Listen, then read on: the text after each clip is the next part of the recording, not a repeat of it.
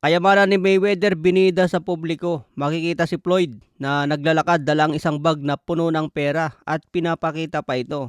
Pinapaalam ni Floyd na hindi pa siya naghihirap, mayaman pa rin siya at madaming pera. Makikita nga sa video nung nilabas ni Floyd ang pera, nanlaki ng mata ng babae, mga boss. Parang gusto na niyang sakmalin si Floyd Mayweather eh. Pag may pera ka, madali lang dumali ng masasarap, mga boss. Sa ngayon, may mga kaso pa si Floyd Mayweather na kailangan niyang harapin. May kaso sa Nevada na isinampa laban sa kanya na may kaugnayan umano sa pagnanakaw ng property. Nakasaad din na bumili umano siya ng relo na nagkakahalaga ng $200,000 at gumamit ng umano'y pekeng tseke. Kailangan pang harapin ni Floyd Mayweather ang kanyang mga kaso bago siya lumaban ulit. Kaya posible umanong babalik si Floyd sa 2027. Ang tanong dito, matutuloy pa ba ang laban niya kay Manny Pacquiao sa Netflix? Sa iba pang balita, Rolando din na may kartadang 6 wins, 5 KOs, may isang talo. Kasalukuyang BKB Super Welterweight Champion. May laban na naman po siya, mga bossing. Kalaban po niya si Scott na may kartadang 16 wins, 6 KOs, may 5 talo. Ayon niya sa post ni Rolando D, ang susunod kong mga kalaban ay isang veterano sa bare knuckle boxing.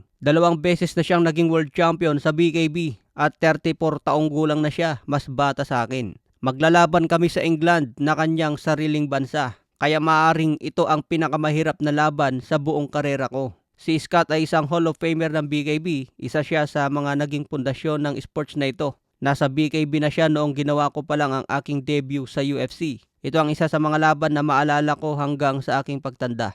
Ayan po ang tirada ni Rolando D, mga boss, kaya abangan natin ang laban. Sa iba pang balita, unification naman ni Jaron Boots Ennis versus Josh Kelly. Target nga po sa November or December. Ayon nga po sa balita, may advanced negotiation na ang dalawa. Kaya abangan po natin ang update tungkol dito. Samantala si Beryl Ortiz, target naman umakyat sa middleweight division.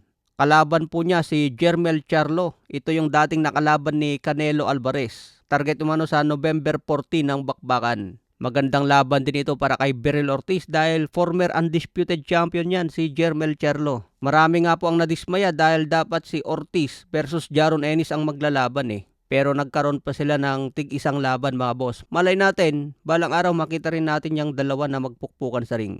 Pero sabi nga ni Robert Garcia, ang tinatarget ngayon ni Beryl Ortiz, si Erislan De Lara at si Tim Tszyu. Hindi na raw siya mag-aantay pa ng matagal kay Jaron Ennis kung kailan siya papalag dahil matetengga lang siya ng matagal. Kaya kailangan na raw gumawa ni Beryl Ortiz ng sarili niyang paraan para maging world champion. Samantala ay naman po kay Claressa Shield na 3 Division Undisputed Champion. Sinabi po niya na walang skills si Rolando Romero. Umaasa lang umano sa lakas ng suntok. Kung maglaban nga raw sila kahit babae si Claressa Shield, kaya niyang talunin si Romero. Minamaliit ng gusto ni Claressa Shield si Romero. Matatandaan din na sinabi dati ni Claressa Shield, sino ba si Canelo? Sino ba si Manny Pacquiao? Dahil walang kamatch si Claressa Shield sa kanyang henerasyon ngayon, tila namamaliit na siya ng mga boxer.